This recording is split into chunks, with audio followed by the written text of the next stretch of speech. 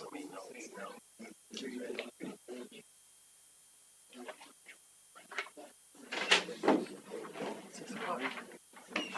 Sorry, Ron.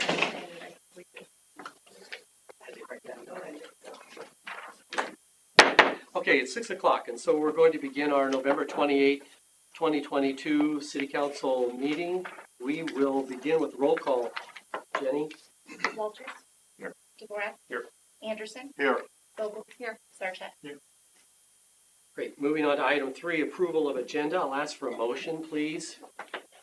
Motion to approve as presented. Second. Roll call. Vogel? Yes. Sarchet? Yes. Walters? Yes. DeVorak? Yes. Anderson? Yes. Item 4, public hearings. A, public hearing on amending the 2016 Polk City Comprehensive Plan by updating the future land use map. When was the notice published? November 18th. Have we had any written comments received for or against the proposed amendment? We've received 3. You should have copies of them either in front of you at the dais or in your email.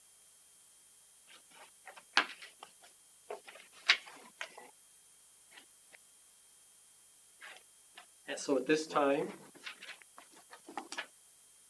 which one is this? This is. Didn't have comments on this one.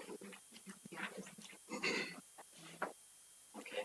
So at this time, we'd like to request staff to provide a report. We're going to ask the developer to come up and give the report this evening. Would you come up to the dais and introduce yourself? Good evening. My name is Brian Schnurr. I live in Clive, Iowa. My partner Ross Nichols with Maven Crux Development lives in Waukee, Iowa as well. Appreciate your time this afternoon, or this evening. Put these up here for you. We can see them. We're here to present on a senior living project that most people are familiar with. You see that one okay? I've also got the zoning board that I can refer to. Anybody needs to see that later, but most of the conversation will revolve around the piece up here. So the project that we are proposing is on the Clifford Leonard property location. Give you a real quick introduction on Ross and myself. We're both national developers for the last 21 years exclusively. I've worked on senior living across the country. I was born and raised in Iowa. Ross was born and raised Adel. Same thing for the last 16 years exclusively. He's worked on senior living. And what we're trying to do is bring the components of the larger $150, $200 million type of projects that we've worked on a national basis to smaller communities around Iowa where we have family, we've got relatives, we've got friends that have lived there, and we can't make those larger projects work, but there's still obviously a need for them at the senior living standpoint. So we're trying to incorporate components of that. We started looking at Polk City actually as a much smaller memory care project where we were going to do just kind of standalone memory care. I didn't envision that there was a need as large as there is in Polk City when we started looking. When we got the market study back, it showed that there was over a demand of over 300 units, 300 residents that needed to be served by 2026 on the senior living side of the equation. 182 on the independent living, 73 on the assisted living, and 66 on the memory care. Obviously, doing a project that size isn't feasible, and typically you don't want to chew up the entire market study demand in a community. You take a portion of those, but what we did want to make sure we did is that we right-sized it, and we got each of the components, the independent living, the assisted, memory care. As I've mentioned in previous communications, it would be much more financially conducive for us to kick out the independent living component of the project. It's not the right thing to do. Having the levels of care that flow one to the other allows residents and families to live together, and as they grow to a higher level of need, from independent to assisted and assisted memory care, it allows them to stay in one location so they're not disrupting their lives at a point in time where things are a little crazier and a little tougher to take. We intentionally left out the skilled nursing component. I know that's been a discussion, and most recently you've had a skilled nursing component that has disappeared in town, but unfortunately the regulations, the reimbursements, A lot of things that go with skilled nursing have made it more and more difficult. And across the country, you're seeing a shift away from operational groups, including that in their level of care. And a lot of those get taken care of to some degree. Assisted living memory care, it's not ideal, but unfortunately based on the way the reimbursables and things work, that's kind of the adjustment that's been happening across the board, across the country, and we can get into that more like. But we did right size this, doing a community, the size that would accommodate all 300 units of demand. Like I said, wouldn't be feasible and really wouldn't be the right step for any community to put in place. From a project standpoint, I'll just get into kind of what we're working on here. This is a residential community. It is a larger residential community for sure, but it has been classified residential on every single site that we've done across the country for years and years. And we've tried to do our best to buffer this as much as possible, knowing we've got neighbors adjacent to us. We've looked at many locations across your city, and we keep coming back to the same location. And the primary reason that we really like this location is it ingrains the residents in the fabric of the community. And I know it sounds like a lot when you say, that somebody should be able to travel from 5 miles outside of town and have them come into town. When you're 78, 82 years old, which is our target audience, those people just can't hop into a car generally and go someplace in 5 minutes to get to where they need to be. They need to be around the fabric of the community. They need to be with the residents. They'd like to see the activity, and they can't do that. In a large number of cases, these people never thought they'd live in a senior living community, but the needs have driven in that direction with memory care needs, assisted living, and in a lot of cases, it's a loss of a spouse. They always imagined they'd live in the house with their spouse for their entire life, but now they found themselves in a situation where they need some social companionship and some of that social aspect of life that can be provided in a senior living community. So what we've provided, what we're proposing is a single story of memory care along the east side of the building, and we've buffered that as much as possible from the houses on the east side with the one-story element. We've got twice the landscaping buffer roughly. It would generally be required with the type of zoning that we are asking for with this community. We're going to a higher level of buffer with the landscaping here. The setback is much greater on this side of the building than what's required. I believe it's generally, Kathleen, correct me if I'm wrong, but generally I think it's a 20 or 30 foot setback, and You've got the rear, you've increased both sides to match the rear yard setback. so we've got roughly, Using a lesser side yard. yes, we got a larger setback here. So we got 40 foot setback shown to this location, but it's typically about a 65 foot buffer setback from the property line to the building location, which is much larger than the requirements are. As I mentioned, the landscaping buffers are much higher than what would typically be required, and then the single story here. That transitions to the town center here, which is going to be still to be fully designed, but that'll be the location that'll have your dining facilities, your movie theaters or multi-purpose room for chapel services, those sorts of things that people can't get to the church and go to those locations on their own. It'll have a bar type service, but all the amenities are going to be based around the residents and their family and friends that are going to be visiting. It will be open for people to come in from the public if they want to come visit, do some things. And we do try to open up public spaces as much as possible for, city meetings. If people want to have a public meeting, the more we can introduce people to senior living and show them that this is not the senior living that, kicked grandma and grandpa out in the country and put them in the middle of nowhere and kind of left them there. It's a new style. It's very resort style friendly, trying to create more mental acuity activities and things that keep people aging at a slower pace and keep them socially active. So we transitioned to the town center here, and then originally the plan that we had this 3-story assisted living and the three-story independent living stretching across the north property line. And as we had conversations, we had about 3 months worth of door-to-door activity, meeting the people that tried to address everybody, knocked on every door, whether they were for or against. We tried to get with everybody that was willing to meet with us and have a conversation. After the first meeting, after the first month's worth of meetings, there was a request that we try to get this 3-story building moved so that a portion of the lots in the back were more visible from the residential homes.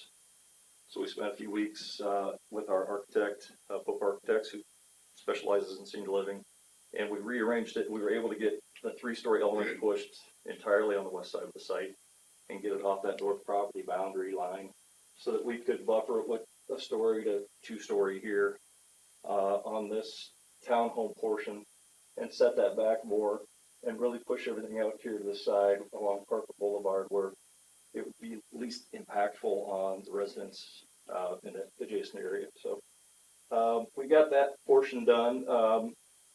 In order to get the full independent living, assisted, and the memory care all included from a site standpoint, we have gone to 3-story on the independent living and assisted living, but we got it done in a very residential fashion. We're mimicking the Elkhorn, Nebraska, La Vista, Nebraska. You've got some of those elements in your packages that show the stone, the buildings, the more residential style that will be included for the town center and the project. Are those some of the pictures that are included? They are, yeah.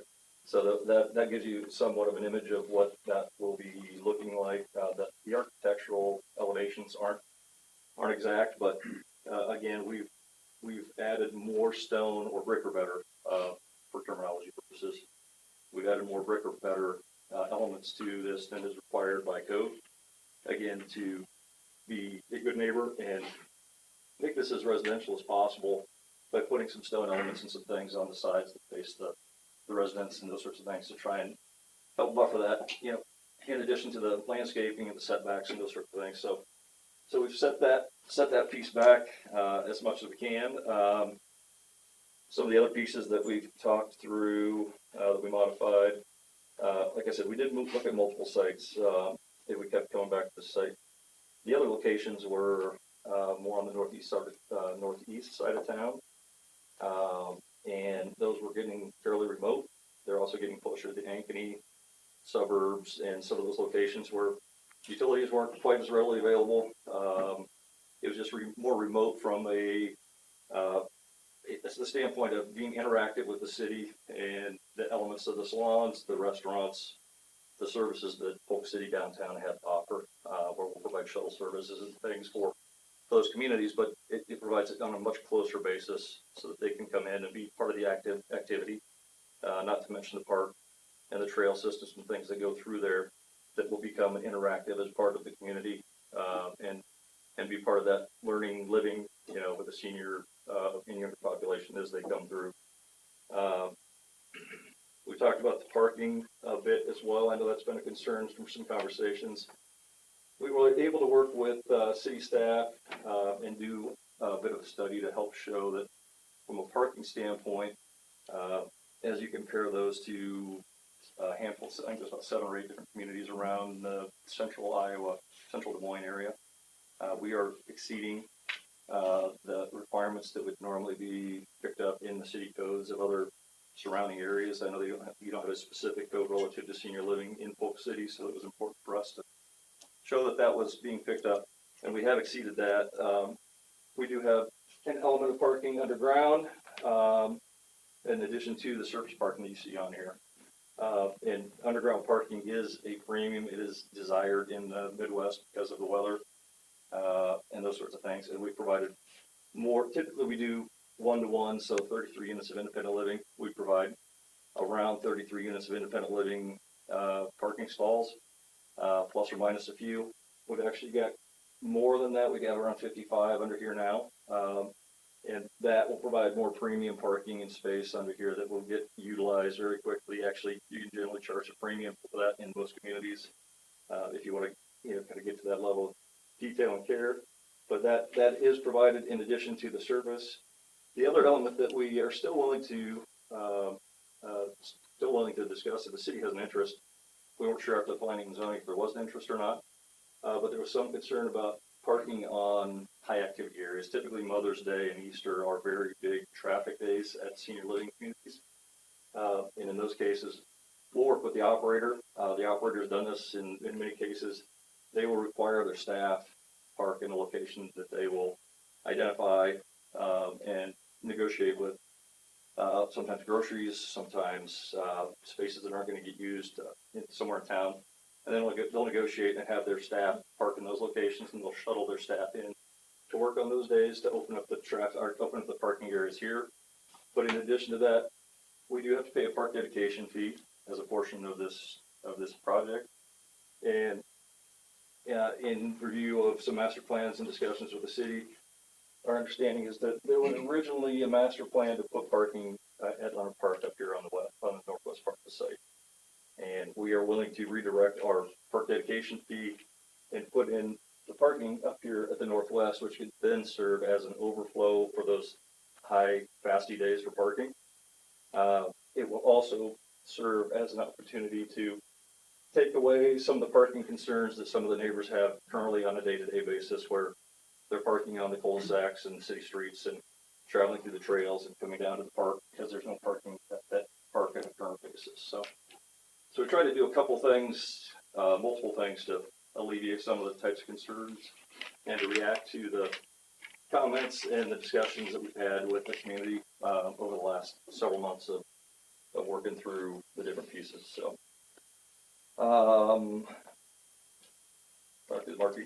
the fire lane, I think it's important to note as well. We do have a fire lane designated back through this corridor around the outside that will serve as a walk trail and a connectivity point to the park on a daily basis. We've done this in multiple occasions across the country as well. What we do is we put removable or breakaway bollards. We've had conversations preliminarily with the fire department in town, identified something that they feel will work. And they have breakaway bollards, so basically if there's an emergency and they need to get traffic or fire department activity back here, they can break away these bollards or unlock them and bring the fire trucks back around. That's what this hammerhead turnaround is back here. So when they get back in this area, they can turn around and get back out of the site in case they had a need to get back there with the trucks, where they can't service it from the front portion of the site. Again, that's not intended to be a high traffic area that's used for anything other than bikes, pedestrian traffic, skateboards, those sorts of things on a daily basis. It's really more for pure emergency situations where they can't service it from one side. Operationally, I do think it's important to also note that we've had a lot of conversations. I mentioned first the architect who's worked on several projects around Cedar Rapids, Norwalk, worked with Wesley Life on several communities here, Presbyterian Homes. So they've done a lot of work across Iowa and across the country. They're very well known on the senior living side. So lucky to have them on the staff, and I've worked with them on multiple projects. And the developer has also engaged, AgeMark as the senior living operator. This project will produce 70 to 80 full-time employee jobs, and not low staff jobs. These are nice paying jobs that will be produced in essentially 3 shifts. 70 to 80 full-time employees will be coming in on 3 shifts. The traffic is typically off hours. The one shift that is on the same hour as typical traffic is generally going opposite direction. So from a traffic count standpoint and the traffic impact study standpoint, this is going to be a very good neighbor. From a noise standpoint, it's going to be a very good neighbor. They're about the quietest neighbors you're going to have. From an hourly standpoint, a lot of activities. And like I said, the public's going to be welcome during the day, but it's really focused around the staff, around the residents and their families. So it's going to be more of a 7 in the morning to 7 at night type of operation, aside from a few activities and some things that would be put on a special basis. The operator does have 27 communities around the country, largely in Nebraska, North Dakota, Iowa, and several in California. But the operator, who's been working for AgeMark for over 30 years, attended our planning and zoning meeting. He was unable to make it here tonight, but he's been with that same company for over 30 years. Fantastic company. And the key to doing these projects right is to have the right operator. from not only from a financing standpoint, the banks demand it because they are one of the keys to making sure that this operates in a fluid way and that the residents are taken care of and that you're not going to have any deficiencies and things that are going to create problems for the residents. There were some comments about emergency services, for one. And the operator will come in and meet with the emergency services staff at a very early point in the process. They'll largely have visits from, obviously there'll be visits for medical purposes, ambulances, those sorts of things, but in most cases, there's no need to have the lights on when they come in at any time of light. There's no need to have sirens going, those sorts of things. So they'll work with them on a noise capacity standpoint to make sure that unless there's an absolute emergency that needs to be taken care of, those things will be taken care of and they'll be addressed so that they know when they come in, they don't have to do those sorts of things. And it also serves the needs of the community, taking the 300 individuals that have the service needs. We're providing services for about 132 at full capacity here. It's taking them and centralizing that location. So from a taxing standpoint of services and stuff, they're not going to 130 different locations to try and take care of these people. They're able to do that in one location as they need to. As far as deliveries on the site, we have accommodated a delivery route here that is also buffered interior to the site. Deliveries can be scheduled on an operational basis to happen during the day, so that you're not having backup removing trash, you're not having backup trucks with dinging bells or whatever backing up, at 2 in the morning, 3 in the morning, or whatever, so we can take care of that aspect, and back them through here and schedule that on an operational basis during the week as well. So we're trying to be very good stewards, very good neighbors, and make sure that those types of things are taken care of. It's not the first time we've done it, and we do everything we can to try and make sure that everything's as positive from a neighborhood standpoint as possible. One of them was the light level. Obviously, there's a lot of new innovations on the lighting side of the business. We can monitor that light level. We'll work with the city to make sure that the city codes are met from a light pollution standpoint, so we're not flooding the adjacent neighborhoods with light. There's not a lot of extra activity with lights flashing in people's back windows, those sorts of things. You can direct the street light or the interior lights, any of the lights on the building, those sorts of things, so that it doesn't throw past the property line above whatever city levels allow for, those sorts of things that would be anything other than a residential type of, and we'll do photometric studies to show that that's taken care of in place.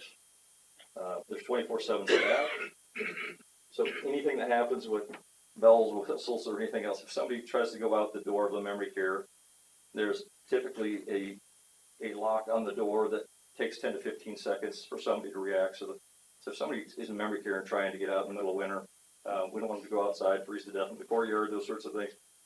There's 24/7 staff to make sure that those things happen. So they react immediately and make sure that those things are taken care of, shut everything down. But again, that's on a building by building basis. Just because one alarm goes off in the independent living doesn't mean the whole building's going off and bells and whistles are going off across the entire building. It's in isolated areas that have staff that take care of it on a 24/7 basis. Every area is zoned separately so that we can take care of that. Talked about the campus as well, and operationally we are a smoke-free campus. I know there's some concern with people going out on the trails and smoking or sitting out back and throwing cigarette butts on an operational basis. We are also a smoke-free campus, so we take care of those types of elements as well. Again, try to be good neighbors. So I think that covers about most of it. Again, a lot to talk about, a lot of questions, so I can open it up or however you want to do it. Is your other representative going to speak too? I think he may respond. I kind of wait to see what kind of questions and interactions, but if there's some specific questions, then he can help specific. He's a land planner by use or by background.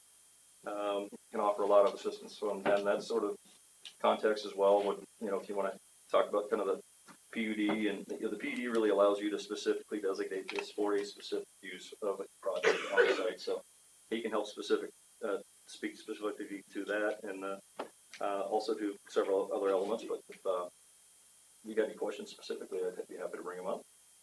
He's much better looking than I am. So, Council?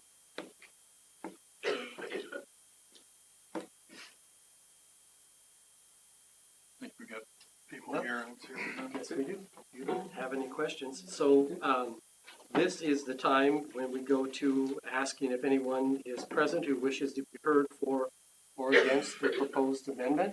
And it looks like we may. So a couple of parameters here. Because we have potential for several people to speak, we're going to limit comments to 5 minutes each.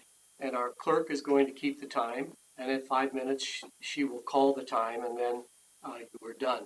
Of course, you don't have to fill the entire 5 minutes. Don't feel obligated to do that if you don't want to.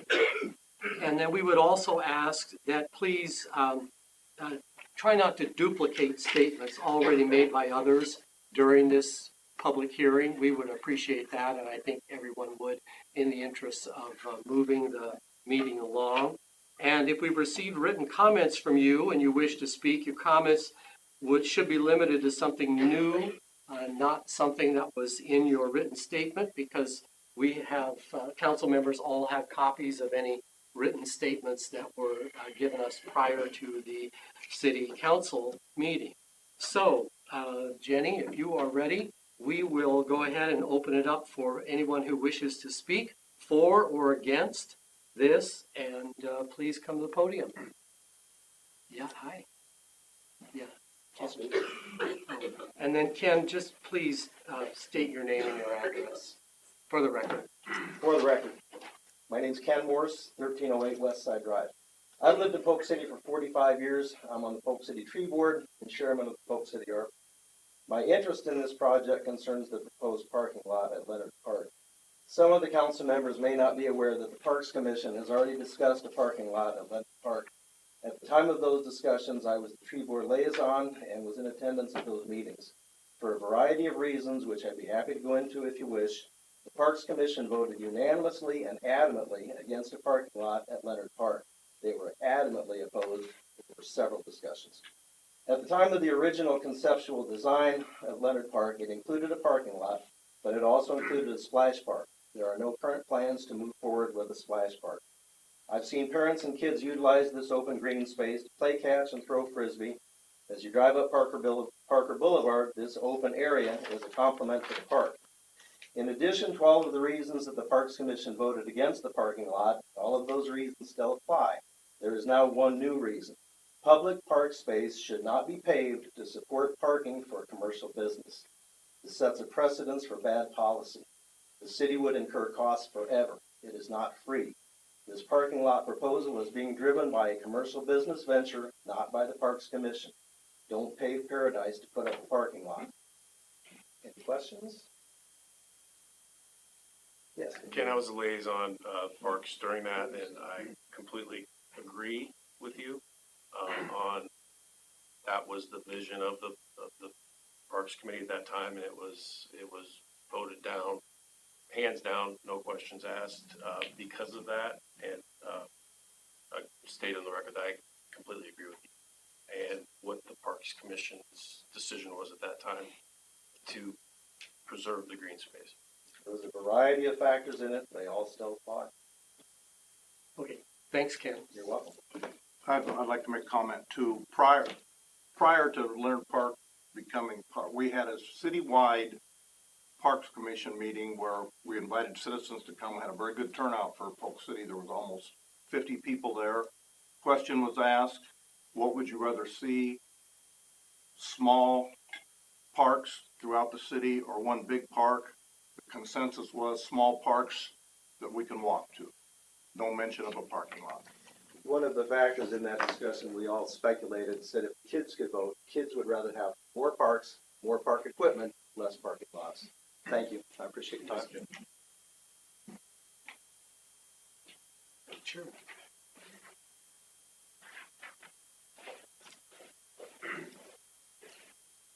Will you state your name for the record, please? Sure. For those of you who do not know me, I am Monica Converse, the Director of Polk City Change Development. Our address is 302 West Broadway Street, 5, and I'm joined here by Board President Brian Nelson. And we are here to speak about some of the positive things that the Leonard Senior Living Project brings to our community. First and foremost, there is a need for a facility like this in town. There's currently nowhere in town for our aging members of our community to transition time comes for them to move out of the current residence. Some of our citizens have been living in Polk City, supporting our community and the local economy for the majority of their lives. Don't we want these residents to stay here in town as long as possible rather than leave? And next, I want to commend the developer for wanting to invest in a project of this scale in Polk City, which is estimated to be, I've heard, $35 to $40 and bring 70 to 80 new jobs to our community, as I heard earlier. From an economic development standpoint, those numbers are truly astounding. Thank you for your willingness to invest. And then just on a personal note, I have seen personally firsthand what these senior living facilities can do to support families. I've witnessed the stress of two of my aging grandparents, the stress that two of my aging grandparents placed on my parents for many years before they decided to finally leave and move into an assisted living center in my hometown, so close to my parents, sourcing lives. Senior living facilities provide invaluable services not only to the residents, but to their extended families, especially those young families in town that have aging parents that live here. So, anyway, thank you for your consideration. Thank you. Anyone else wishing to speak? Sure.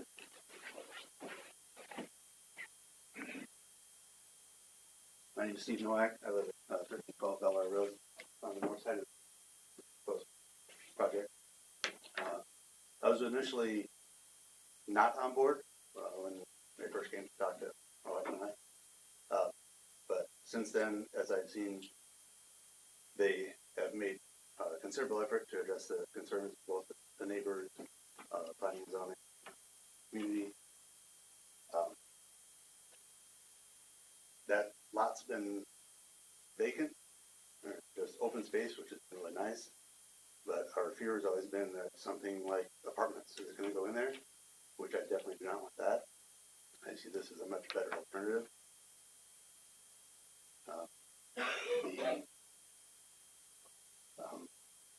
The emergency access, being new construction, there's probably going to be very few needs for fire equipment. Ambulance equipment, I can tell you that we would be coming in the main doors. This can always be the easier way. Being on the fire department, I can say that. Sorry, I didn't have prepared remarks, but I just wanted to express my support. With the growth that Polk City has in housing developments, I think this lot was it if it was feasible for a regular R1 residential community, I think it would have already been done, given the explosive growth and every other open space in town. I just want to say that I think they're doing a lot to try and make this work, and I'd like to see it. Thank you. Thank you, Steve.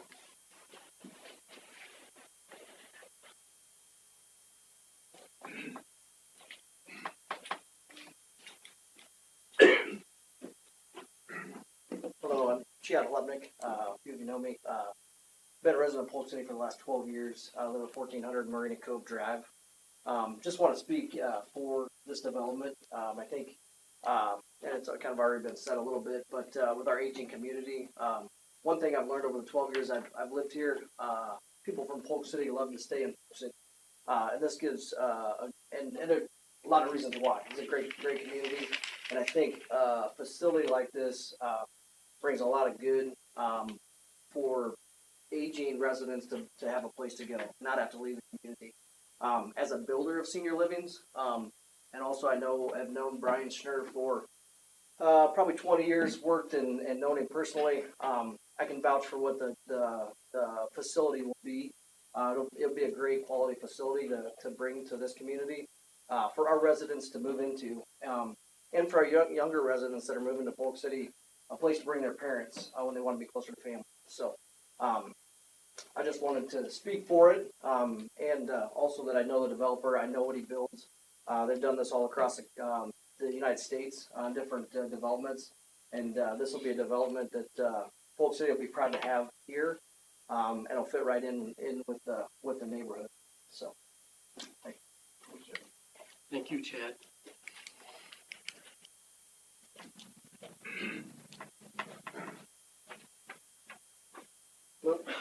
Barrett Ford, 428 Hillcrest Drive. Mr. Clifford, first I'd like to address, I tried to win the Powerball. I really did, but I don't think $8 is going to cover what that is. But the meat and the bones of this, though, is a lot of our family and neighbors. We don't support this. I wish there was more of us talking, but I bet if you talk to the people that are right on the back of it, that number of approval goes down significantly as compared to people on the far side of the road who won't see it. We always knew that land would be developed. There was no question about it, but we always saw that it would be family homes and not a business. There'd be kids running around in the backyards, running between houses, the usual fare you would expect at a residential neighborhood. I mean, they're going to say it's not a business. It's a business. They're in it to make money. They're going to make money. That's what you do. That's what it is. I accept that. That's what it is. But the day-to-day logistics, yeah, they touched a little bit on light pollution in the home, but it's got to be a well-lit facility. So I guess if this gets approved, we'll see what happens with how bright it's going to be shining into our backyards and into our homes, through our windows. How big of a fence am I going to have to build to block out that light? I haven't seen their master plan yet. Every time we have come to one of these meetings, this has changed and changed and changed again, which is good. They're trying to work with us, but at the same time, if every time the public comes to this and it's different, how do we follow? How do we know what's going to actually be? This walking path it's a road. It's got to be big enough to carry a fire truck, as we all know. It's got to be big enough to have that ladder truck if something were to happen, company can get back there. We got to get to those floors somehow, right? They scaled it down to two stories. Great. 3 stories still over there. 3 stories, that's going to be one of the biggest buildings in Polk City. Smack dab in the middle of a residential area. Especially an older neighborhood all around it with a giant 3-story eyesore compared to what this residential neighborhood is supposed to be. Trail access that runs along Washington Street, constantly used by families going to and from the playground, to the trails, to the woods. People walking their dogs, bikers on the way.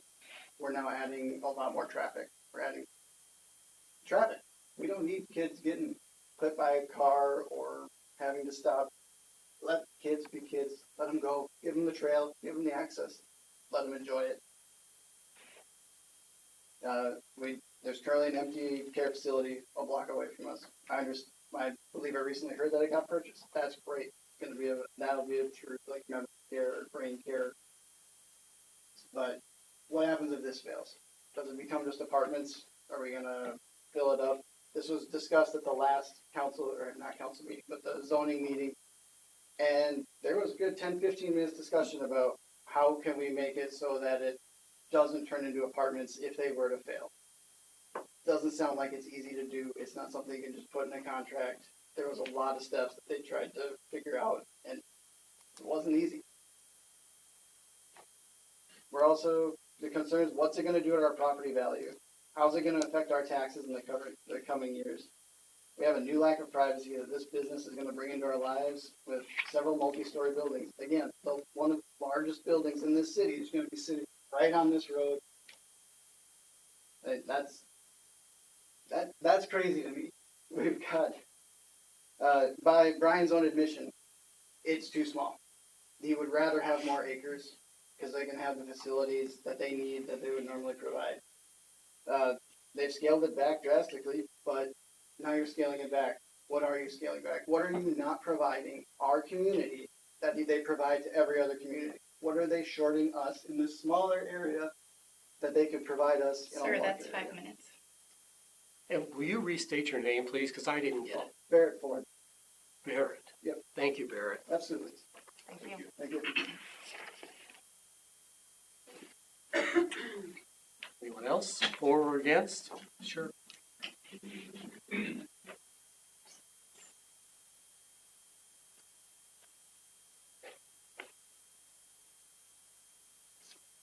My name is Anthony Capaldo. I live at 417 Hillcrest. Number 23 on that map that he gave you, that 250 foot.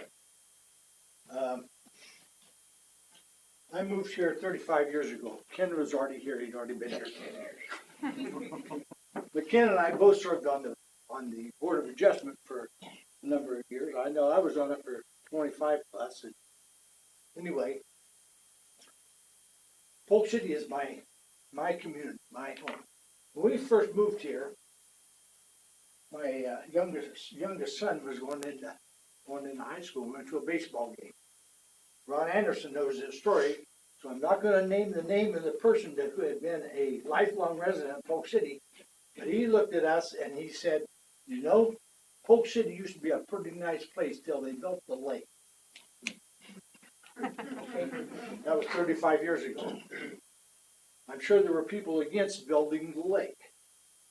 I'm sure there were people against building the golf course 20 years ago. We went from 1,600 people when I moved here to almost 7,000 now. A growing community that people want to come to. Now, 35 years ago, I was 40 years old.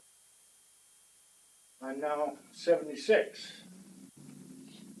This is going to probably be my home one of these days pretty quick. Okay? So I'm not going to say Polk City was a pretty nice town until they built the memory care. Okay? Because as some of you probably know, who know me, I probably have a need for that right now. The nice thing about it is, when my wife and I end up going someplace like this, we won't have to move out of our neighborhood. Krista Bowersox, who sits on the zoning, she even said at the last zoning meeting, planning and zoning, that it's in her neighborhood too, as the nursing home was in our neighborhood. As a matter of fact, it was at our back door. It never bothered us. It was great. They were good neighbors. Sirens at night, no sirens. Okay, it was a good neighbor, and I'm sure that Brian and what he's set up is it's going to be a good thing. One last thing before I leave. I didn't know Brian before he came to my front door one day and knocked on it. Wanted to know what I thought about a building like this. And I looked at Brian and said, you know, I taught a kid in high school. He was one of my football coaches. When I coached football, he was one of my quarterbacks. He is the CEO of an outfit that runs these types of facilities all across the country.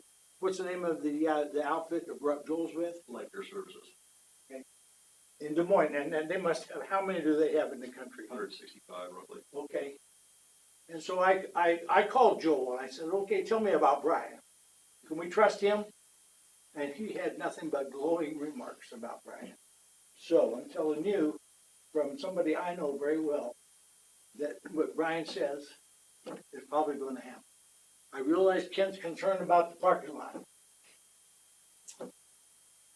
Things change. That's all I have to say. Thank you very much.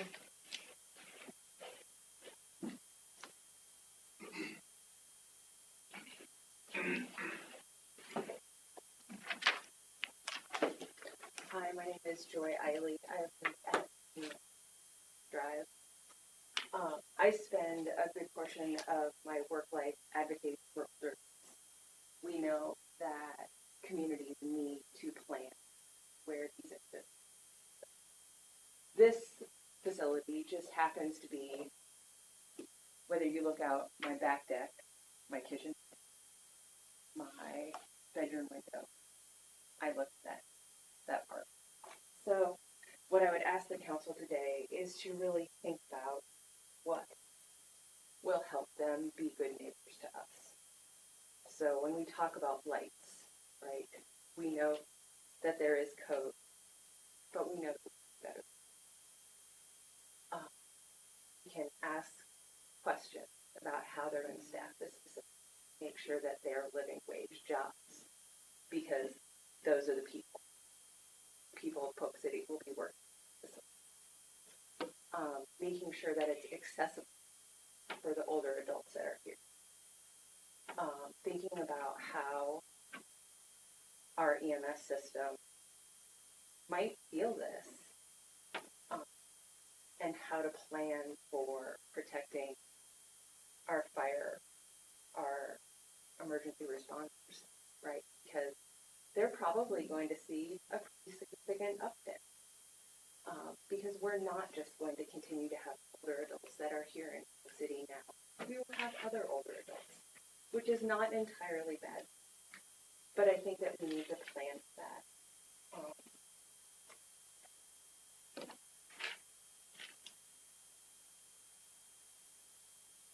I won't echo all of the comments that came before mine, but I have to say, like, if we could not build that park in the middle of the park, that would be fantastic. As somebody who works in social services, watching parents play with their kids in that park is impactful. Seeing families together have fun, be outside, enjoy nature, we need more of that, not less of that. So that's what I have to ask the council today, right? So this is a business that is very much needed. It's just going smack dab in the middle of our residential little home. So maybe 3 stories is pretty high, right? And so as you continue to work with this company and think about how do you serve the older adults who are going to live there, and then how do you serve your constituents that live around there. Thank you. Thank you. Anyone else?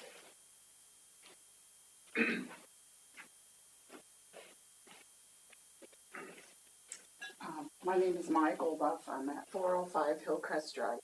I agree. We do need something like this here in Polk City, okay? But I just don't think what they're wanting to do fits best in that 6-acre area. Parking is going to be a big issue. And we talked about, you know, maybe tapping in or, you know, parking. Where is it going to, you know, now that originally they were thinking about using part of that Leonard Park, sounds like that's not an option. So where is all these parking is going to be available or take place? So I feel as though right now, I started my family here in Polk City. I love Polk City. We decided to stay here in Polk City. And we do need a facility like that here. But I just don't think that location right there, right smack in the middle of the residential part is a wise spot for this development. So that's all I say. Thank you.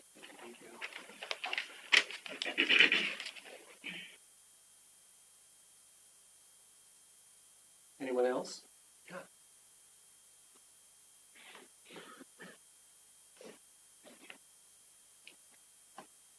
Hi, I'm Vanessa McKelvey, and I live at 1408 West Washington, which is right here, right smack across the street. We've lived in Polk City since 2020. We moved in right after the derecho, and we've loved it here. Part of what brought us here was the community, the friendly people, the trees, the green space, the square, and lots of green space across the street, the little bit of farm that we have across the street. And I know we always can't keep that here, you know, progress, I understand. I've actually worked in skilled nursing facilities, assisted livings, memory care units, and residential facilities for the last 22 years as an occupational therapist. It has been my livelihood. We definitely do need something in town. But my concern, having worked in multiple facilities in the Des Moines area, new and old, is there's no room to expand. You know, as you all know, the baby boomers are the biggest growing population right now. There's no place to expand. You know, there's not a skilled nursing facility to bring down that third level, that extra level of care. People will still need it. People will still need that person to help them with the Hoyer transfer, to help them with a 2- and 3-person transfer. and they cannot get that in assisted living without hiring extra home health. That concerns me because then you're splitting up that family because, you know, wife lives in independent living and husband has a massive stroke and is beyond the amount of assistance that they can provide in assisted living. So that is a concern for me coming from the rehab arena and somebody who has worked to rehabilitate and try to rehabilitate the residents to get back to their former level of independence. So so that is a concern that there's no skilled nursing level of facility because what happens? Memory care can't do it all because I'm assuming it's memory care assisted living, not memory care CCDI, because that's a different level of care and a different level of reimbursement and a different level of everything. And so that is my concern. We definitely need something here in town. I just don't think you have enough room for what is planned and the ability to expand past that to meet the needs of the people in the community. You know, we are bringing people in from Ankeny. You're going to bring people in from Grimes, Madrid. You know, you're going to bring people from surrounding communities into Polk City, and I still don't think you're going to have enough room for less than 6 acres. And so one of the other things is what happens when you run out of money. It's not cheap. I'm assuming there's no elderly waiver or Medicaid plan. So what happens? Because our previous nursing facility accepted Medicaid. I don't know, you know, the cost of, or the people are living longer and longer lives. They're more apt to run out of money. And then where do they go? They're going to still have to move from Polk City because we don't have that ability to have Medicaid or elderly waiver. You know, they're still going to have to find a place, which are becoming farther and fewer between, to go live too. So, yes, that's kind of my piece. I think just a bigger space in Polk City is would be most beneficial. Thank you. Anyone else? Going once, going twice. Okay. Great. Then, So before you ask for a motion, I'd just kind of like to kind of comprehensively respond and give my thoughts on where things are. I know typically we ask for a motion, but before that gets made, I guess I do appreciate everybody coming out regardless of your opinion. From the moment that I heard that, actually from the moment I saw Cliff's sign, it's like, this is going to be a fun meeting when this development, because vacant lots don't look like golf courses. They don't look like parks. And so I understand, you know, as someone who drives by every day, you know, probably multiple times, it does look good. And so any change would have been a significant one. And as someone who has voted against a lot of proposals that have ultimately gone ahead here that up the density, I've not been a fan of that. Some that we've turned down. So the density is a huge factor for me in trying to weigh that with the financials that are, quite honestly, from a strictly financial standpoint, this is a no-brainer project.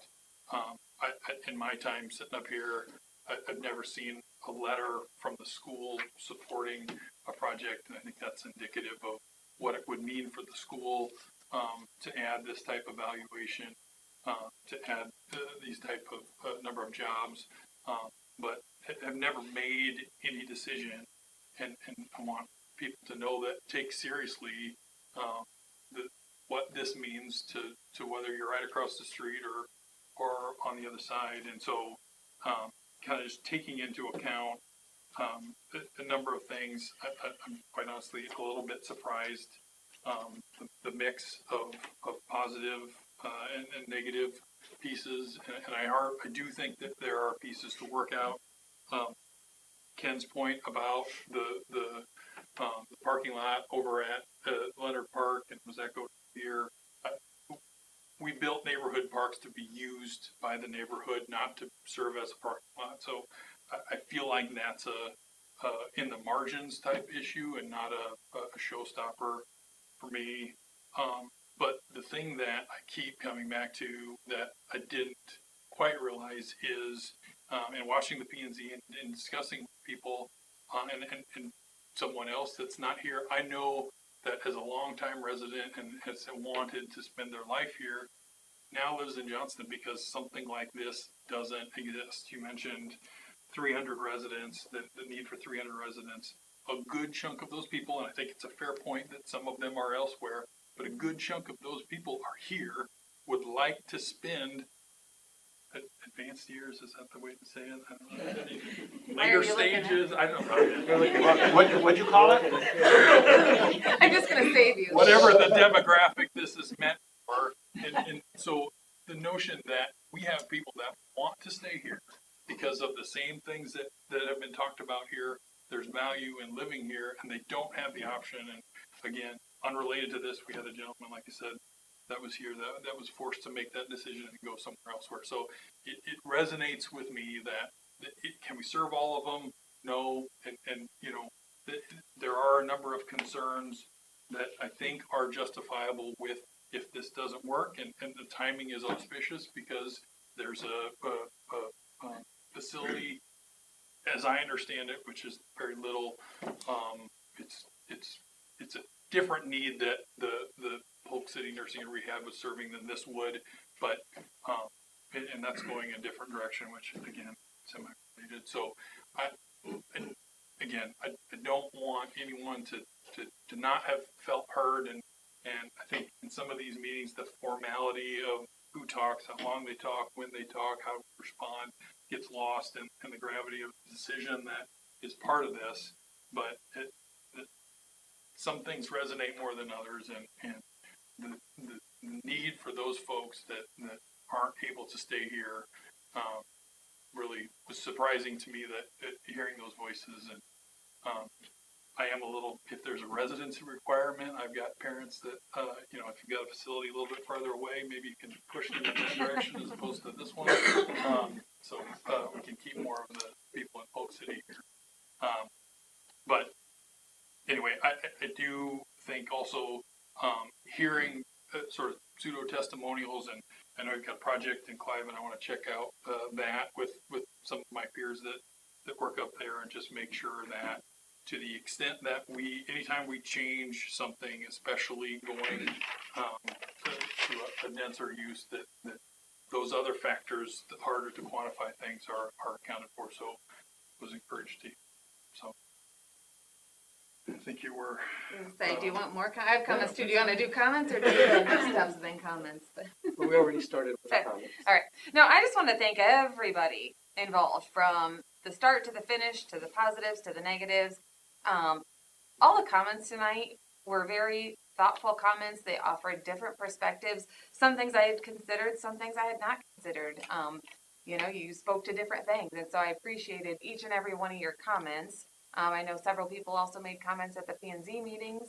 I commend the P&Z for trying to work and find the best possible solutions to some of the obstacles they encountered. Thanks to the developer here that's trying to, again, be a good neighbor. I know the city has put in time and effort, but I really, we've said it, but we really appreciate all the comments and feedback as we work through this. This is a big decision. Like you said, changing something from what it currently is a big deal. And this is a pretty big deal because it's something different than we've gone through before. So it is very important that we've had the comments, the discussion, everything going on. So I thank you, everybody, for your feedback and input on this.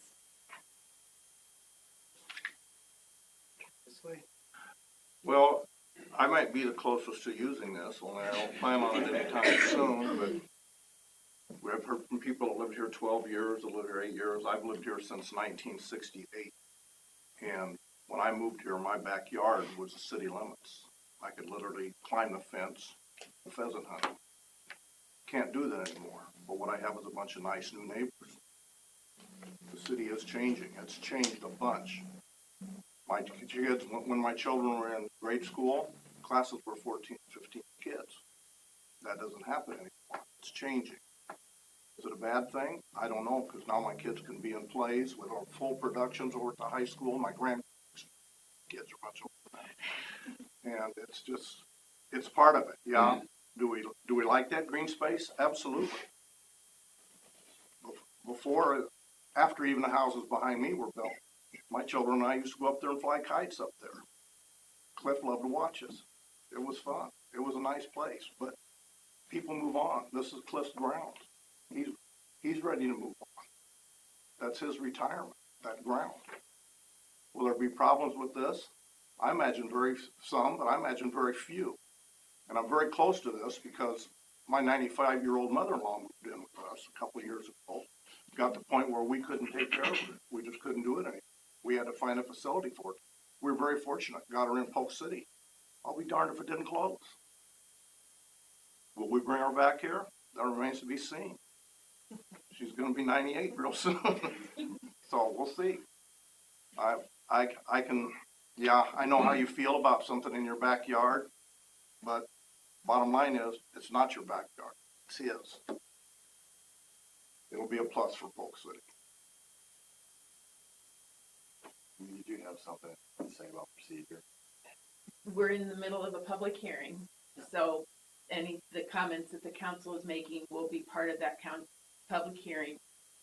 Your comments, the discussion on the vote that you're going to take should be made outside of the public hearing once you close the public hearing. So you got comments concerning the decision that's going to be made. There should be a motion first to close the public hearing, and then you can have a motion, the appropriate motion on the changing of the comprehensive plan, and then have any discussion you want to have concerning your actual vote. Can you make sure, Jenny, to include that was directed at Ron and not me? So Amy, you want us to have a motion to close the public the hearing. second, and then roll call, and then comments? I'm not gonna say anything about it. So Okay. I Motion noted to that. close I the will. public hearing and a second on that, and a vote on the motion. Okay, so let's do that then, council. I'm not gonna say. So I need a motion to close the public hearing and reopen the regular meeting. Second. And roll call. Vogel? Yes. Sarchet? Yes. Walters? Yes. DeVorak? Yes. Anderson? Yes. Now, there should be a motion on the resolution to amend the comprehensive plan by updating the future land use map. Yeah. That should be the motion, second, and then you can have your discussion on your decision. Okay, thank you, Amy. That's why we pay you.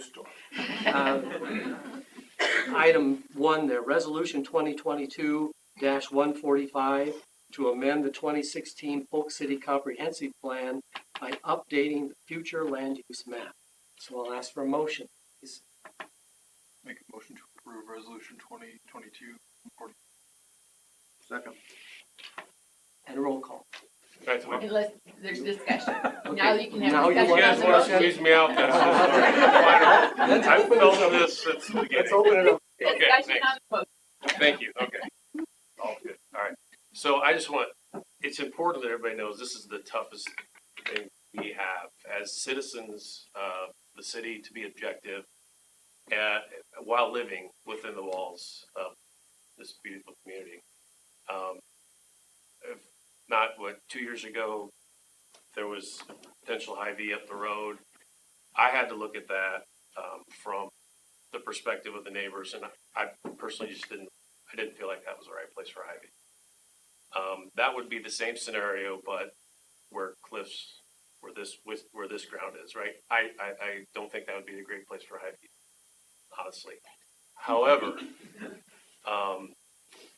when we think about what is needed, and the biggest issue is change.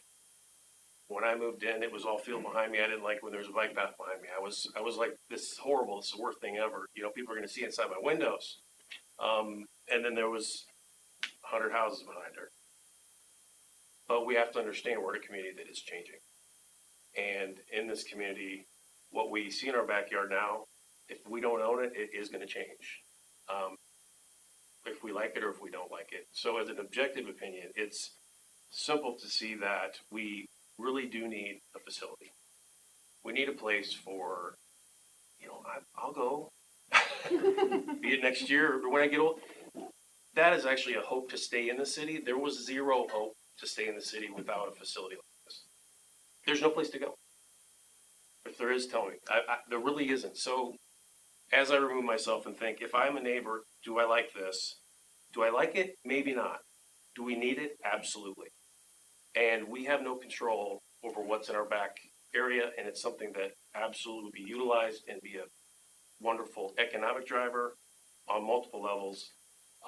I think we do need to address light staff accessibility and what Ms. Eiley said. Eiley, right? Those are things that we can control. So let's do the best we can and addressing those things we can control, but also realizing that it won't be nearly as bad as what you may think it is. And I would love to talk with anybody individually about those.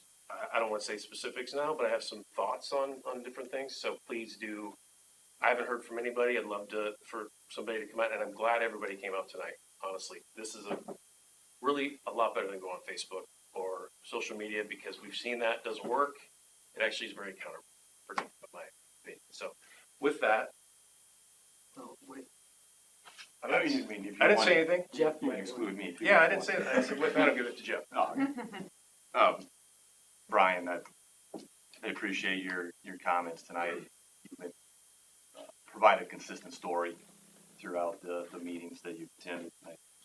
I think that's great. It sounds like you've had a consistent story and message with the neighbors. I haven't heard a whole lot of discrepancy about that, which I think is good. The people here have given you some great accolades. I have a lot of respect for those people in this community, which I think is great.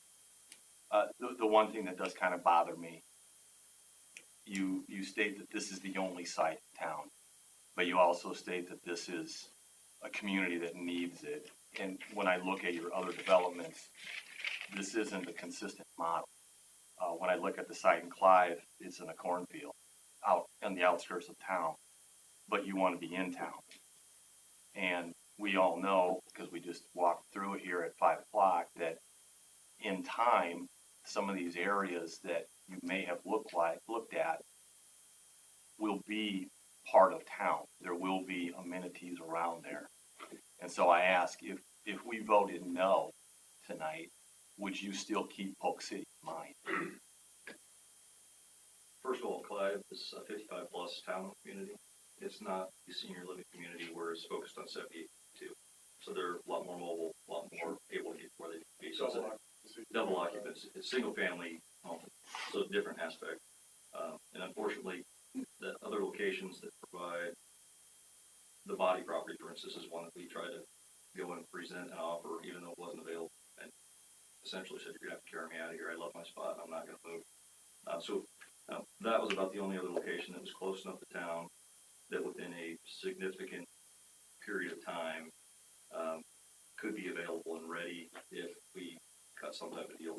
Everything else was quite a ways down the road. From a utility standpoint, it was too remote. From an isolation standpoint, it doesn't provide the services and things for the residents that they need for interactive and social ability, those sorts of things. So unfortunately, we kept coming back to this site. He turned us down 2 or 3 times before we convinced him to finally take the step and move forward. Yes, is this, would I like to have more land? Absolutely, but we right-sized it for this location. I know it doesn't feel like that to some people, but we have done that in a way that honestly is less financially acceptable for us, because we do provide different levels of care. We're trying to do it for a community, not each level from one location to the other. So unfortunately, I don't see another site being a plausible location for us in the near future for my investors. And I think at this point, if don't vote this in, unfortunately, I think they're going to move to a different location that would be somewhere outside of the walls of Polk City. So I would just have a comment to make. I lived this with my mother. And when my mother needed to move out of her home, we needed to find a place for her to go. And she ended up in Ames at a place called Rose. It was assisted living.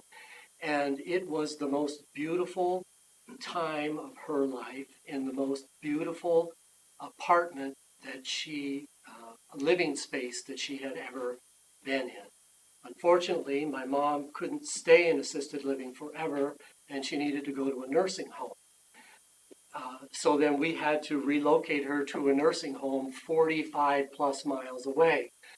That is not the issue that we're dealing with here. It's not this developer's responsibility to also have a nursing home. We all would love that ability to go from independent living to assisted living. Ron and I are planning it already. And I say that, I don't say that facetiously. I think it provides a great opportunity for my wife and I down the road as well. I love the neighborhood setting because with my mom's setting, she was in the middle of a bunch of apartment buildings with students and had no interaction whatsoever, no way to get to a park, to get on a trail, to walk to a park, or be within the city so that she really felt like a neighbor. So I lived this, and I think I was very excited, and I'm not afraid to say that, when this facility was proposed, because it would have been great for my mother's situation as well. So that's all I have to say, and now we'll call for a roll call. Can I make one last comment? Yes. I've made 4 new friends in Polk City. Guys like myself, they're not teenagers anymore. What they have in common, they all moved here to be close to their grandkids. When they heard about this, they said, we can stay a little longer, hopefully, be by our grandkids while they go to our wonderful school. Call the roll, please. Anderson, Yes. Vogel, Yes. Sarchet, Yes. Walters, Yes. DeVore. Moving on then to item 4B, public hearing on proposed rezoning request for Leonard Senior Living from R1 to PUD. And yes, presenter again. I don't think, I mean, Do we, I don't think you need to unless he has anything to add. anything to add, Brian? No, thank you. Okay, Appreciate your time, okay. consideration. Mayor, the notice was published November 18th, Yes, and thank those you. same 3 comments that you have in front of you apply to this as well as all the comments that you've already heard in the public hearing. Okay, thank you. And I would note that of the 3 comments that we received, 2 of them were in favor of this development, and 1 was in opposition to the development. And we have no staff report going forward. So again, anyone present who wishes to be heard for or against proposed amendment. Mayor, just as Jenny mentioned, it'll be, we want to make sure it's clear in the record that all the comments that were made during the initial public hearing will be incorporated into this public hearing also. Okay, great. So again, anyone present who wishes to be heard for or against? Okay then. So I need a motion then to close the public hearing and reopen the regular meeting. Second. And roll call, please. DeVore, Yes. Anderson, Yes. Vogel, Yes. Sarchet, Yes. Walters. Moving on then to 4B1, first reading of ordinance 2022-2500, rezoning Leonard Senior Living from R1, single family residential, to PUD, planned unit development. Motion, please. So moved. Second. Roll call. Sarchet, Yes. Walters, Yes. DeVore, Yes. Anderson, Yes. Yes. Okay, moving on to item 5 then, public comments. This is the time and place for comments for any item other than those that are a public hearing. Did anyone No, nobody put a has to card in speak. before 6 o'clock? Okay, so we have no public speakers then. So we'll move on then to item number 6, which is consent items. And I'll ask for a motion, please. So moved. Second? And roll call. Vogel, Yes. Sarchet, Walters, Yes. Dvorak, Yes. Anderson. Yes. Item 7, business items. A, Resolution 2022-150, plat of survey in 2 Mile area for MAC. You going to speak, Chelsea? Kathleen, would you Kathleen? like to provide a report? Yeah, actually, Shane Davis. Okay, come forward then, please. Good evening, Shane David, CEC, 2486th Street in Urbandale. This is under your review because it's within 2 miles. It's actually with the county. We have approval on this plat of survey with the county. So once we get your approval, it's kind of a dual process. They want to make sure that you're okay with it from the county. So that's what gives you the right of review. This is essentially, there's an existing homestead on this large parcel.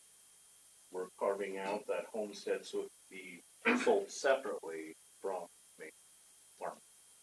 Is the purpose of the plat of survey.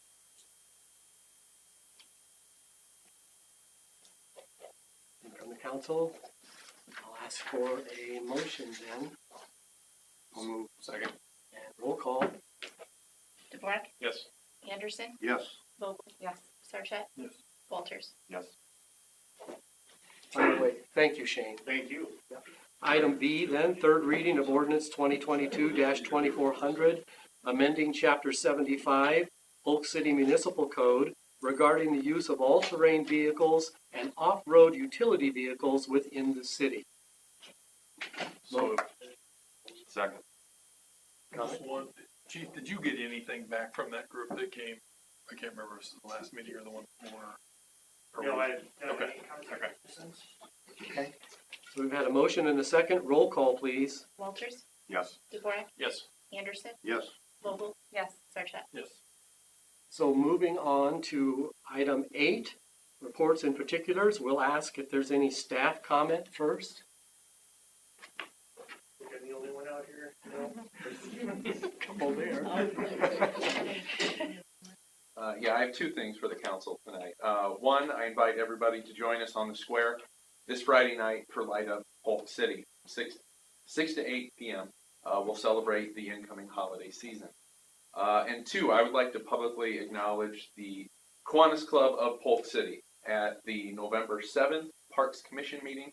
They generously donated $3,000 to upgrade our volleyball court at Kiwanis Park. So their continued love of parks is beyond appreciated. So thank you, Kiwanis. Great.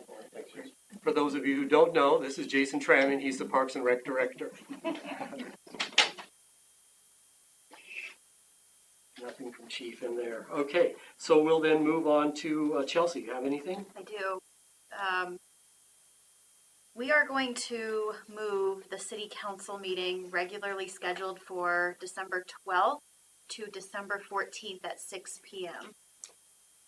We have a conflict, and I don't believe that we will have a quorum for the December 12th meeting.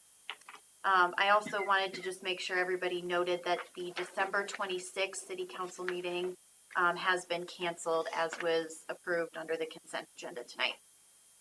That's all I have. How about the council? I'll echo Jason's comments. It's still the square lighting for me. I'll slowly get on board with Light Up. It's great. But it is one of the coolest nights of the year. I didn't look at the forecast. Hopefully it's 50 plus and maybe lights now. I don't know, but it's a cool night.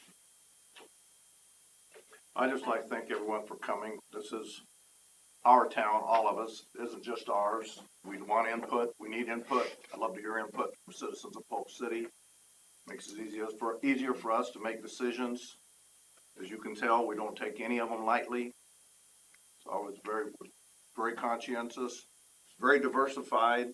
Me being the younger member and these other guys up here and gals. It's good to hear from you. I like seeing a full room. Echoing Ron's comments, all of our emails are online. phone numbers, leave our either way. But honestly, that's what we're here for, and it is to make tough decisions for the good of the whole. So appreciate everybody coming out as well. Can I just also add, thank you for all the time that everybody spent, positive and negative. Did learn a lot. We will do our best to be the positive neighbors. You'll find it. That will be positive. You know where to find us. We're not going away. You know, our website is, if you've got comments, questions, anything else, just please let us know. We can try to accommodate. We're not going to pretend we can accommodate everything, but anything we can do, we will try to accommodate if possible.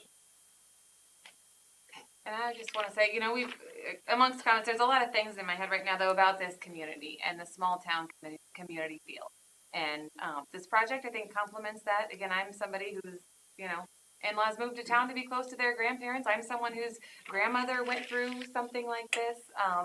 And I think this will be a nice complement to our community, keeping the small town feel. On a tangent, I know Jason mentioned that the Kiwanis had given a check to the Parks and Rec, and as I looked at the individuals that presented that check, I would love to count up the hours of community service they have given to this community. Among, you know, people up here, there's just, so thanks to those who've been longtime involvement in Polk City, and I'm really happy that we have somewhere for them to stick here in Polk City. I'm excited for the square lighting, and then a plug, the holiday season is coming up. We've got a lot of great small businesses here in town, so great teacher gifts, gift cards, things like that. So plug for our businesses here in City. And thanks in advance to everybody that will put in a lot of work to make this square lighting, I still call it, Light Up Polk City, a great event. And again, thank you all for being here tonight, providing the comments and feedback. I would just echo what the council members say. Thank you, everybody, for being here and providing your comments. We appreciate that very much. And that said, I will ask for a motion to adjourn. So moved. Second. All in favor, say aye. Aye. Any opposed, same sign.